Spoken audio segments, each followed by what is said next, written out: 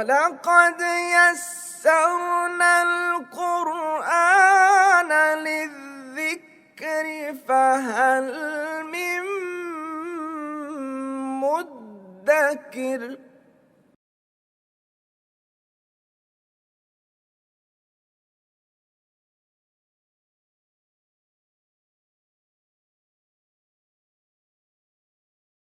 نحمده ونصلي على رسوله الكريم اما بعد فاعوذ بالله من الشيطان الرجيم بسم الله الرحمن الرحيم والضحى والليل اذا سجى ما ودعك ربك وما قلى صدق الله العظيم۔ سورۃ الضحیٰ۔ اب اتنی قسمیں ہم پڑھ چکے ہیں کہ اب آپ کو قسم، مقسم بھی اور مقسم علیہ کا کچھ نہ کچھ اندازہ ہو گیا ہوگا۔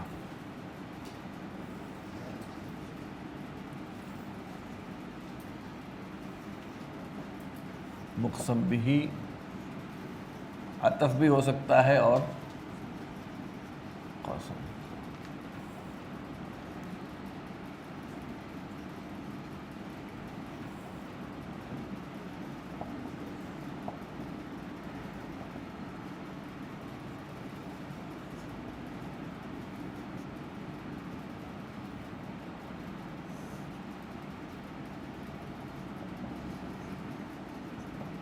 اور یہ لیل کی صفت ہے۔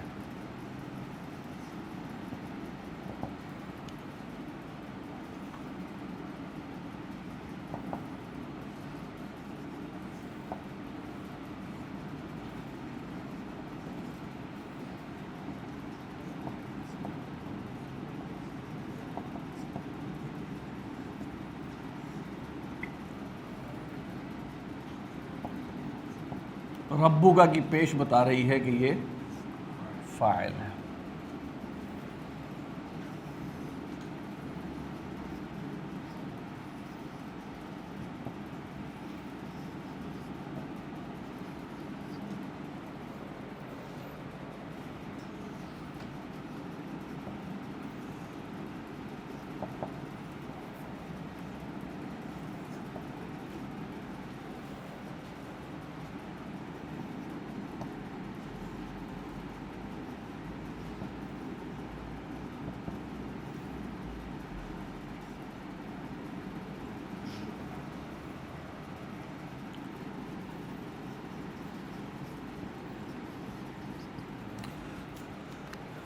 ان دو کے بارے میں تو یہ طے ہے کہ یہ مقسم علیہ ہیں، لیکن مقسم علیہ آگے بھی چل سکتے ہیں وہاں تک وَلَسَوْفَ يُعْطِيكَ رَبُّكَ فَتَرْضَىٰ۔ یہ سب کے اوپر قسم کھائی گئی ہے، یہ بھی رائے ہے، اور ان دو پہ کھائی گئی ہے، یہ تو خیر متفق علیہ بات ہے۔ لیکن چار سٹیٹمنٹس ہیں، مَا وَدَّعَكَ رَبُّكَ نمبر 2، وما قلا نمبر 3، وللآخرۃ خیر لک من الاولی نمبر 4، ولسوف یعطیک ربک فترضی۔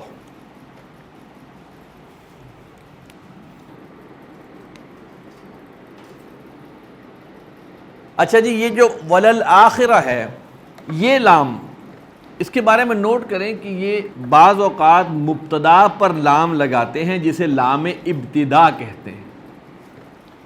بعض اوقات تاکید کے لیے مبتدا پر بھی لام لگتا ہے، اسے لام الابتدا کہتے ہیں۔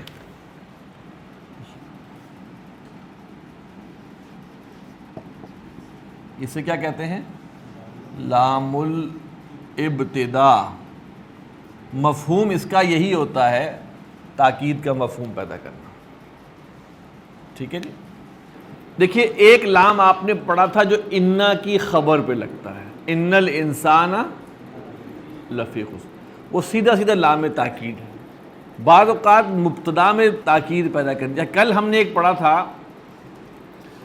جو انا کے اسم پر لام لگا تھا،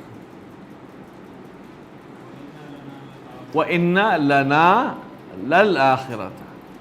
ٹھیک ہے، تو وہاں پہ اس میں ہم نے کیا پڑھا تھا کہ لام تاکید لگ سکتا ہے، انا کے اسم پر بھی لگ سکتا ہے۔ اگر وہ مؤخر ہو اور انا اور اس کے درمیان مرکب جاری ہو. اسی طرح لام تاکید جو ہے وہ مبتدا پہ بھی لگتا ہے، لیکن اس کو اس وقت لام تاکید نہیں کہتے بلکہ لام الابتدا کہتے ہیں.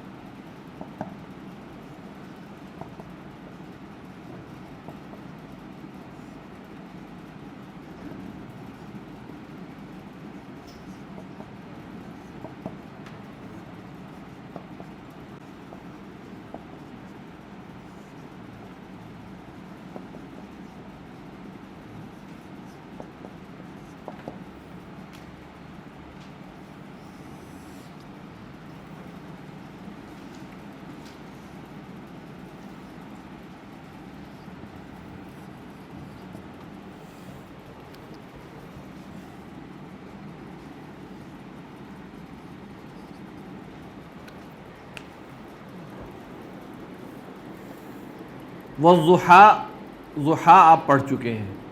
ضحیٰ اصل میں دن کی ابتدائی روشنی کو کہتے ہیں جو دن کے شروع میں ہوتی ہے، اور اس کا معنی دن بھی لیا جاتا ہے. یہ استعارہ ہے یا جسے کہیں ڈیرائیوڈ میننگ ہے. اصل معنی تو دن کی ابتدائی روشنی ہے. اس سے مراد لوگ کیونکہ دن کی ابتدائی روشنی ہوتی ہے، اس سے پھر لوگ مطلب لیتے ہیں صبح کا. والضحیٰ قسم ہے روشنی کی، دن کی روشنی کی. واللیل اور قسم ہے رات کی، اذا سجا جب وہ چھا جائے، جب وہ غالب آ جائے. غالب سے مراد یہ ہے کہ سجا سین جیم اور واو مادہ ہے. سجا یسجو کے معنی ہے رات کا پرسکون ہونا، یعنی کہ جب رات اپنی کلائمیکس پر پہنچ جائے، پرسکون ہو جائے،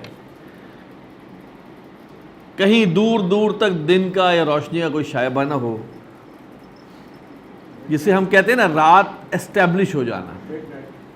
مڈ نائٹ نہیں، رات اسٹیبلش ہو گئی، جب رات واقع ہو گئی تو اس کا رات کا چھا جانا بھی اس کے معنی ہے، اور رات کا پرسکون ہو جانا یعنی کیا وہ پوری طرح اسٹیبلش ہو گئی ہے. ما ودعک، ودع واو دال اور عین، ودع یدع اس کا مطلب ہے کسی کو چھوڑنا. وداع کا لفظ بھی اسی سے نکلا ہے، وداع، الوداع جس کو آپ کہتے ہیں. اس کا معنی ٹو گیو اپ بھی ہے. یہاں پر آیا ہے باب تفعیل سے. یہاں اس کے معنی ہیں لا تعلق ہونا اور چھوڑ دینا، یہ دونوں معنی بھی یہاں پہ ہے. ما ودعک نہیں چھوڑا آپ کو، ربک آپ کے رب نے. اب آگے آ رہا ہے وما قلا. قلا کیا ہے؟ قاف لام اور یا. قلا یقلی باب ضربہ سے آتا ہے. اس کے معنی ہیں بیزار ہونا، بغض رکھنا. نہیں چھوڑا آپ کو آپ نے، آپ کے رب نے، اور نہ وہ بیزار ہوا. وَلَلْآخِرَةُ خَيْرٌ لَكَ مِنَ الْأُولَى. آخرہ کہتے ہیں آخری، اولا کہتے ہیں پہلی. لازماً آخرت بہتر ہے آپ کے لیے پہلی سے. اب لوگ اس میں کہتے ہیں الحیات الآخرہ، الحیات الاولا، آخرت زندگی پہلی زندگی سے بہتر ہے. اس سورت کا شان نزول جو ہے وہ ایسے وقت میں ہے جب وحی کے آنے میں وقفہ پڑ گیا، تو لوگوں کو یہ موقع مل گیا کہنے کا لو بھائی وہ جو سکھانے والا تھا وہ تو چلا گیا یا کیا ہوا. تو آپ صلی اللہ علیہ وسلم کو بتایا گیا کہ نہ آپ کے رب نے آپ کو چھوڑا ہے، نہ آپ سے وہ بیزار ہوا ہے، اور اخروی زندگی جو ہے وہ تو بہتر ہے دنیاوی زندگی سے. اس سے مختلف معنی آپ لے سکتے ہیں.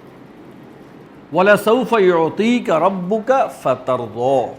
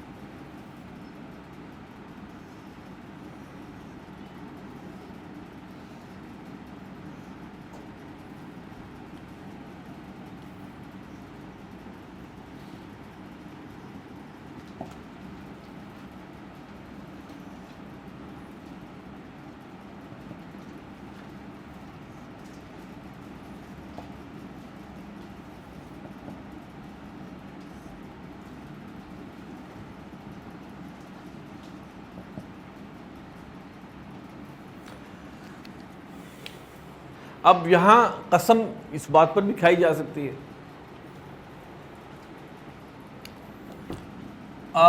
حرف استفہام لم جازمہ ہے، جازمۃ المضارع. لم کیا کرتا ہے جی؟ نفی کا مفہوم دیتا ہے اور ماضی میں لے جاتا ہے.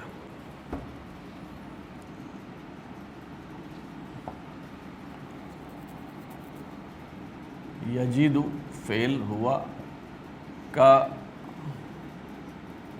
مفعول اول.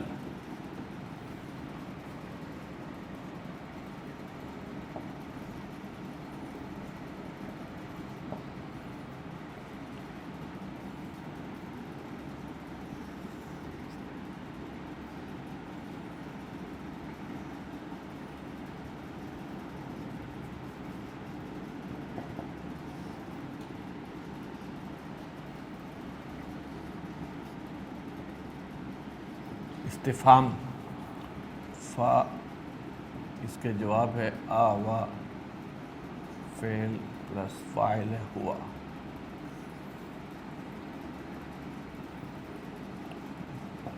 جملہ فعلیہ.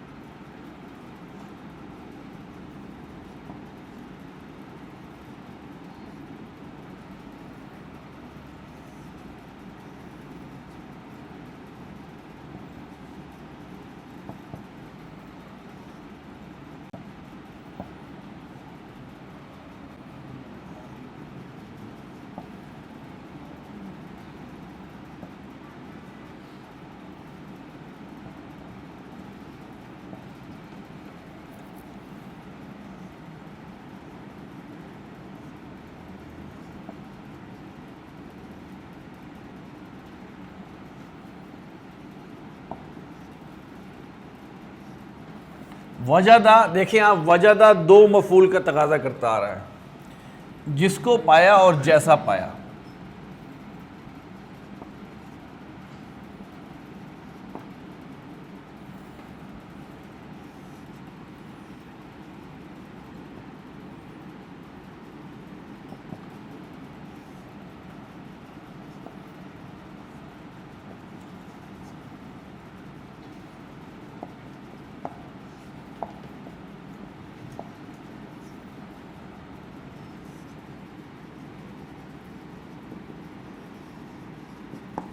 آپ یہ نوٹ کریں، یہاں میں نے فا کے ساتھ جواب لکھا ہے.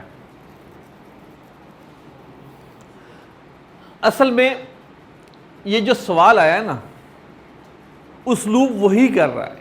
کیا اس نے نہیں دیکھا آپ کو یتیمن تو یہ کیا. اچھا، اب یہاں پر فعل مضارع لگا ہوا ہے کیونکہ لم لگنا تھا. اب ترتیب وہی چل رہی ہے، تو لہٰذا اور اس نے نہیں دیکھا، یعنی کہ اس نے دیکھا آپ کو غالن تو کیا کیا فہدا. اس نے دیکھا آپ کو عائلن تو کیا کیا اغنا. تو یہ فا جو ہے پچھلے اس فعل کا رزلٹ کے طور پر، اس لیے میں نے جواب لکھا ہے. یہ اور کے معنی میں نہیں ہے، تو کے معنی میں. اغنا کا فاعل جو ہے اغنا یغنی اغناء، اغنا کا فاعل ہوا. اچھا، وَلَسَوْفَ اور عن قریب ضرور، یعطی کا اعطا یعطی آپ پڑھ چکے ہیں، عطا کرنا. آپ کو عطا کرے گا آپ کا رب. اصل میں تو یہ واحد مذکر حاضر کی بات ہے، جس کے لیے ہم تو ترجمہ کرتے ہیں، لیکن نبی اکرم صلی اللہ علیہ وسلم کا ذکر ہے تو یہاں پہ ہم آپ کر رہے ہیں واحد مذکر حاضر کے لیے. فترضا تو آپ راضی ہو جائیں گے، تو آپ راضی ہو جائیں گے. ٹھیک ہے. الم یجد کیا اس نے نہیں پایا آپ کو یتیمن یتیم. فآوا تو اس نے ٹھکانہ دیا. آوا اس کا مادہ ہے حمزہ واو اور یا. باب افعال سے آیا آوا یووی ایواءن، ٹھکانہ دینا ٹھہرانا.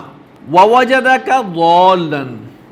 اب یہاں ضال کا ترجمہ جو ہے عموماً ہم حضور صلی اللہ علیہ وسلم کے علاوہ کسی اور کے لیے کریں گے، نبیوں کے علاوہ، تو ہم ہو سکتا ہے گمراہ کر دیں، ہم ہو سکتا ہے بھٹکا ہوا کر دیں، لیکن نبی صلی اللہ علیہ وسلم کے لیے کا جو معاملہ ہم دیکھتے ہیں کہ آپ کا معمول تھا کہ آپ غار حرا میں جا کر بیٹھا کرتے تھے، غور و تدبر کیا کرتے تھے، گویا تلاش حق میں سرگرداں تھے آپ.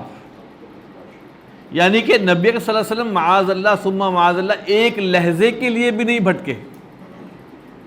وہ نبوت سے پہلے بھی تلاش حق میں سرگرداں تھے.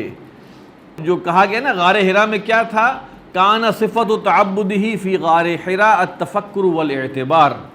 آپ کا غار حرا میں جو جا کے بیٹھنا تھا وہ تفکر، غور و فکر، والاعتبار، اور کچھ چیزوں کو سمجھنے کی کوشش کرنا، کچھ معاملات کو عبور کرنے کی کوشش کرنا. تو وہ آپ کا تھا. اس میں ہم یہاں پہ ضالٌ کا ترجمہ جو کریں گے نا، ضاد لام لام مادے سے، ضل یضل کا مطلب ہے تلاش حق میں سرگرداں ہونا. الم یجد کا یتیمن فآوا ووجدک ضالا فہدا، اور اس نے پایا آپ کو تلاش حق میں سرگرداں، فہدا، تو اس نے ہدایت دی، اس نے راستہ دکھایا. ووجدک عائلا، عائل کہتے ہیں حمزہ عین یا اور لام. عال یعیلو کے معنی ہے تنگ دست ہونا. عائل اس سے اسم الفاعل ہے، اور اس نے پایا آپ کو تنگ دست. فاغنا، غنی یغنا، اغنا یغنی آپ پڑھ چکے ہیں، تو اس نے غنی کر دیا، اس نے مال والا کر دیا، اس نے بے نیاز کر دیا. تو یہ تین سچویشن بتائی گئی کہ اللہ نے آپ پر جو فضل فرمایا اس کی تین چیزیں یہ ہیں. پہلی کیا ہے، یجد کا یتیمن فآوا ووجدک ضالا فہدا ووجدک عائلا فاغنا. اب تین جو ہیں وہ احکامات آئیں گے. فاما الیتیم فلا تقہر. اب یہاں دیکھیے، آپ دیکھ رہے ہیں کہ جملے کے شروع میں نصب اسم آیا ہے، الیتیمہ، پھر السائلہ. اب ہم نے قاعدہ تو یہ پڑھا ہوا ہے کہ کوئی جملہ اگر اسم سے شروع ہو تو وہ جملہ اسمیہ ہوتا ہے، اور کوئی جملہ اگر فعل سے شروع ہو تو جملہ فعلیہ ہوتا ہے. اچھا، جملہ اگر اسم سے شروع ہو اور وہ اپنی جینون حالت میں اسم نہ ہو، مثال کے طور پر اسم نسب میں ہے اور اس نسب کی وجہ مذکور نہ ہو. اسم نسب میں کب ہوتا ہے؟ اگر اس سے پہلے حرف مشبہ بالفعل لگا ہو. تو یہاں پر اسم نسب میں ہے اور اس کے پیچھے کوئی وجہ نہیں ہے اور اس کے بعد فعل آ رہا ہے، تو ہمیں یہ تھوڑا سا پروسیس کرنا چاہیے کہ، اور اس بات کو ذہن میں رکھنا چاہیے کہ بعض اوقات مفعول کو مقدم کر دیا جاتا ہے فعل سے. سورۃ الفاتحہ میں آپ پڑھ کے آئیں، ایاک نعبد، تیری یا تجھ کو نعبد ہم پوچھتے ہیں. تو اگر تو ضمیر ہوگی، مفعول کی اگر ضمیر ہوگی تو اکثر ایا لگے گا. مفعول مقدم ہو سکتا ہے فعل سے، مفعول فعل سے پہلے آ سکتا ہے لیکن حالت نصب میں ہوگا. اگر وہ مفعول ضمیر ہے تو اس سے پہلے ایا لگے گا. ٹھیک ہے، تو یہاں پہ کیا ہے، یہ اما کے بارے میں ہم نے کیا پڑھا ہوا ہے،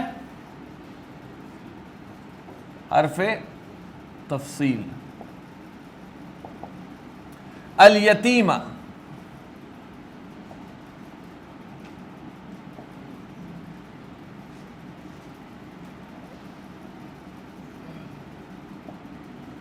جزا کر لیں آپ. اس کا میں بتاتا ہوں آپ کو جزا کیوں آیا ہے.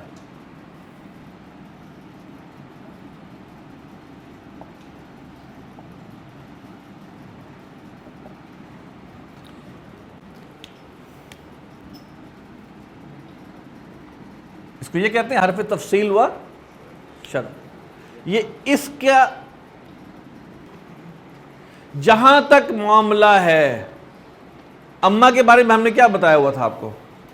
فَأَمَّا الْإِنسَانُ إِذَا مَا ابْتَلَاهُ، وہاں سے اگر آپ دیکھیں بات کو پن پوائنٹ کرنے کے لیے حرف تفصیل اور شرط ہے، اور مقصد کیا ہے؟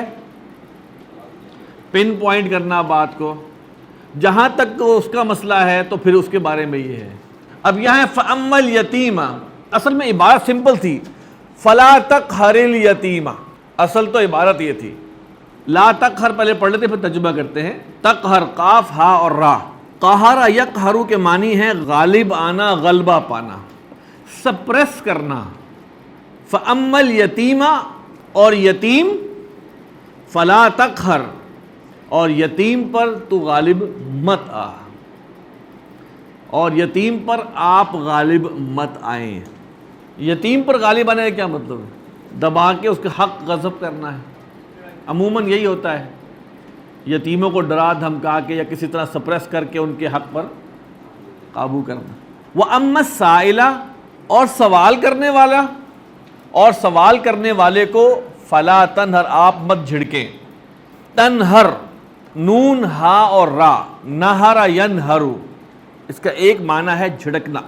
دیکھیے کچھ ذہن میں آتا ہے نا بات کہ یہ تو یتیم کے اوپر بھی آ سکتا تھا فلا تنہر. تو یتیم اگر بچہ ہے تو ڈانٹ ڈپٹ تو ہو سکتی تھی. یتیم جہاں پہ یتیم کا پانی مرتا ہے وہ کیا ہوتا ہے کہ آپ اس کو دبا لیں، تو وہاں پر تنہر نہیں آیا، وہاں تک ہر آیا ہے کہ اس پر قابو یافتہ نہ ہونا. سائل، اس کے بارے میں فلا تنہر. اب معاملہ یہ ہوتا ہے کہ سائل جو ہے وہ بعض اوقات اتنا آپ کو چمڑ جاتے ہیں.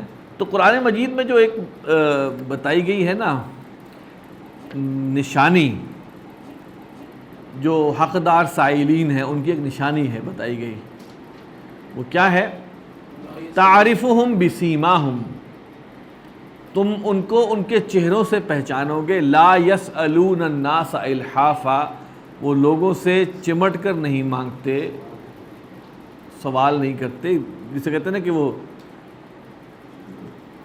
تنگ نہیں کرتے، کہتے ہیں نہیں ہوا تو چپ کر جاتے ہیں. تو یہ ایک چھوٹا سا ایک نشانی سی ہے ایک. وَأَمَّا بِنِعْمَةِ رَبِّكَ فَحَدِّثْ.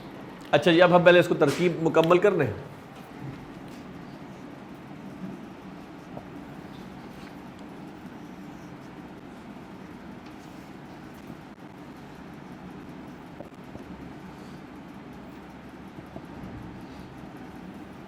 اس کی جزا ہے